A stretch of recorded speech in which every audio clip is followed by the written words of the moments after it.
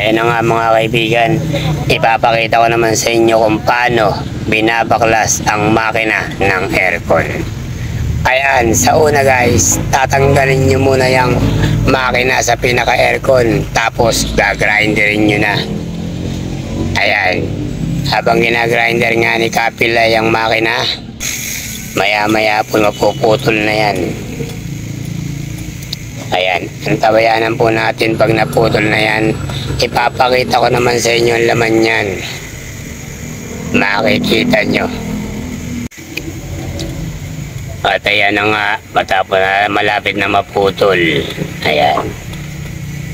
At ang kagandahan dyan guys, pag naputol yan, sandali na lang yan itaktak. Itataktak pa po yan para matanggal po yung pinakatanso niya. Ayan, papakita ko sa inyo kung paano tinataktak yan ni Tata Samson. Ayan nga guys, itataktak niya na yung pinakamakina ng aircon para makalas yung tanso. Ayan, ganyan lang po yan, tataktak niya. Ayan, tingnan nyo mabuti kung paano lumabas yung tanso. Ayan, yeah! Yung dalawa, tatlo, isa na lang taktak yan guys. Habang taktak na yan, bagabat. O, kita nyo guys, lumabas yung tanso. Ayan, at may proseso pa po yan para humiwala yung tanso. Kakalasin pa rin po yan, tatagayin pa yan para maghiwala yung tanso. Ayan, ipapakita naman ni Don Payat kung paano kinakalas yung tanso niya na yan. Gagamitan niyo po siya ng itak na matalas at saka martilyo. Saka niyo siya tatagain sa gitna. Ayan.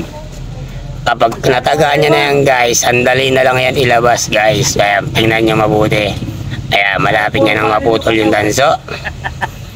Ayan, konting sandali na lang. Ayan na, humiwalay na guys. Ayan. Ipapakita naman ni Don Payat kung paano kakalasin yung tanso. Ayan, ganyan lang yan. Saglit na lang yan guys. Ayan. Kita nyo guys, oh, humiwalay na yung tanso. Ganyan lang kabilis magkalas ng makina ng aircon. Kaya sa mga hindi marunong magkalas ng makina ng aircon, kontakin nyo lang si Don Payat at si Don Pilay. Ayan, para matutunan nyo kung paano pagkalas ng tanso ng aircon. Ayan, nakalas na nga guys. At yan, tapos na niyang kalasin. Dahil nga dalawa yan guys, kakalasin niya uli yung isa. At tulad din ng kanina guys, gagamitan niya ulit yan ng itak na matalas at saka martilyo. Ayan, papasok niya muna. Ayan, ayan, kakalasin niya uli. Napakasimple lang guys. Sa una yan, mahirap yan. Pero pagka natutunan mo na yan, saglit mo na lang yan kakalasin. Ayan, kaya sa mga hindi marunong dyan magkalas, kontakin nyo lang si Don Payat. At sa mga piyesa, tandaan nyo, lahat ng piyesa, meron yan. Kaya sa mga nag-aaral ng piyesa ng gamit ng motor o kahit ano pa mang gamit, kontakin nyo lang si Payat. Ayan, ang daming piyesa nyan. Kaya tinakalas niya nga po niya, tinatagaan niya na. Ayan, konti. Saglit lang yan. Maya putol na yan. Tulad ng kanina, pagkaputol niyan, papaluin mo lang yung pinakatanso niyan para kumalas at tumiwalay sa bakal. Ayan, putol na naman nga. Ayan, tulad ng kanina, same pa rin.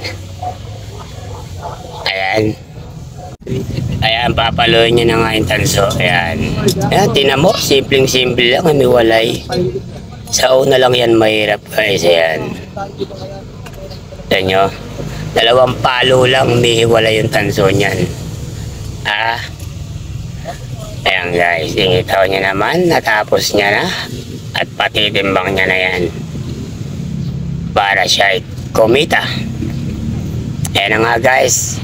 At dyan na po nagtatapos ang ating maiksing tutorial.